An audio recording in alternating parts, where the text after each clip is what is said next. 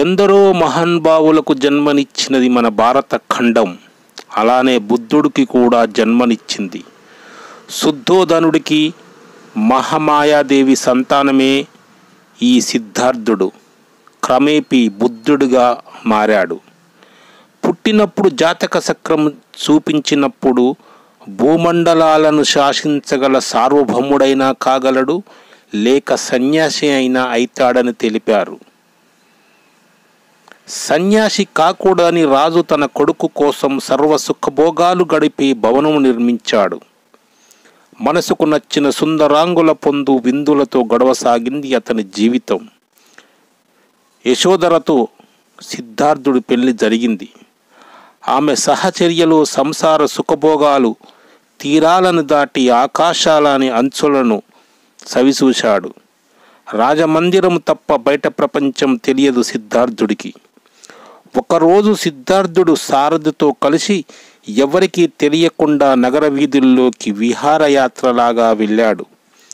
వృద్ధులు, రోగులతో మూలిగే వాళ్ళు, చనిపోయి ఉంటే చుట్టూ చేరి ఏడుస్తున్న వ్యక్తులు, రోగంతో బాధపడుతూ ఉన్నవాళ్ళు, ఆకలితో అలమటించిపోయి ఇంటి ముందు అడుక్కునే వాళ్ళు, ఇలాంటి వాళ్ళని ఎంతోమంది సిద్ధార్థుడు చూశాడు. అతని మనసు చలించింది. వెంటనే తిరిగి రాజమందిరంలోకి వెళ్ళాడు.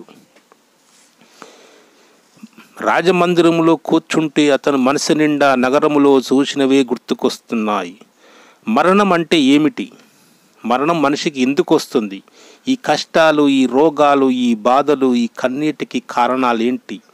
వీటికి పరిష్కారం లేదా అనుకుంటూ ఎన్నో రోజులు అంతఃపురములోనే గడిపాడు.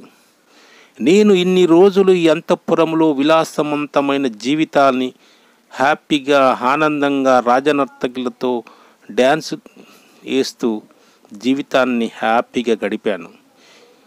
ఈ బంధ విముక్తిని కావాలని వెళ్ళిపోవటానికి నిశ్చయించుకున్నాడు సిద్ధార్థుడు. అడుగు ముందుకేస్తుంటే తన బిడ్డ ఏడుపు వినిపిస్తుంది. వెళ్ళి చూడాలనే తండ్రి మనసు అనిపించిన ఈ బంధాలు, ఈ అనుబంధాలు, ప్రేమలు, ఆప్యాయతలు అన్నింటినీ దూరం పెట్టాలనుకున్నాడు. రథము దగ్గరికి వచ్చి ఎక్కి కపిలవస్తు నగరములో అరణ్యములో దిగి దుస్తులు, నగలు అన్నీ సారథికిచ్చి సత్యాన్వేషణ తెలుసుకోవాలనే ముందుకు నడుస్తున్నాడు. అప్పుడు అతని వయసు 28 సంవత్సరాలు మాత్రమే. అరణ్యంలో ఏకాంతమైన ప్రదేశంలో ఆహారం తీసుకోకుండా తపస్సు చేశాడు. ఫలితం శూన్యం.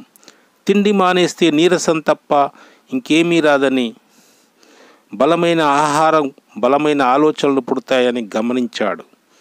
మితాహారం తీసుకుంటూ 7 సంవత్సరాలు తపస్సు చేశాడు. సమాధానాలు దొరికాయి. సిద్ధార్థుడు బుద్ధుడయ్యాడు. మానవి దుఃఖానికి కారణం కోరికలను జయిస్తే చాలు, ఆనందం అదే వస్తుంది. ఆనందానికి అష్టాంగ మార్గమే రాజమార్గం అని అందరికీ చెప్పాడు.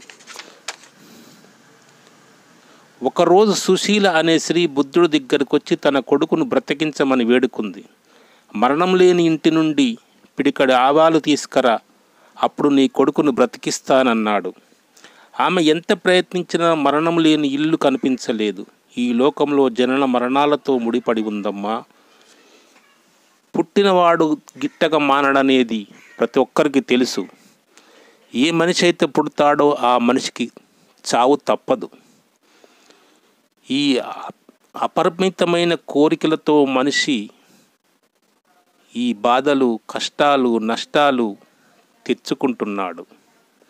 ఇవన్నీ త్యజిస్తే మనిషికి ఆనందమే అంకితమవుతుంది. సంతోషంగా, ఆనందంగా జీవించాలంటే కోరికలను జయించాలి. ఆ కోరికలను జయించినప్పుడే మనిషి ప్రశాంతంగా జీవించగలడు, ప్రశాంతంగా ఉండగలడు. ఈ కోరికలనైతే ఎప్పుడు మనము జయించలేదో ఆ కోరికలను మనల్ని చెదల్లాగా తినేస్తూ మనిషి జీవితాన్ని సర్వనాశనం చేస్తాయి. అందుకనే ఈ శరీరంలో, ఈ మనసులో కోరికలకు తావు లేకుండా జీవించండి. ఆనందంగా జీవించండి, సంతోషంగా జీవించండి. మీకోసం మీరు జీవించండి.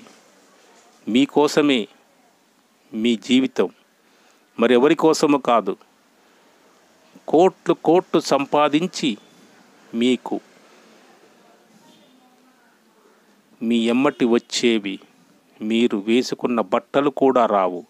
అలాంటప్పుడు వేరే వాళ్ళను మోసం చేసి వాళ్ళని కష్టపెట్టి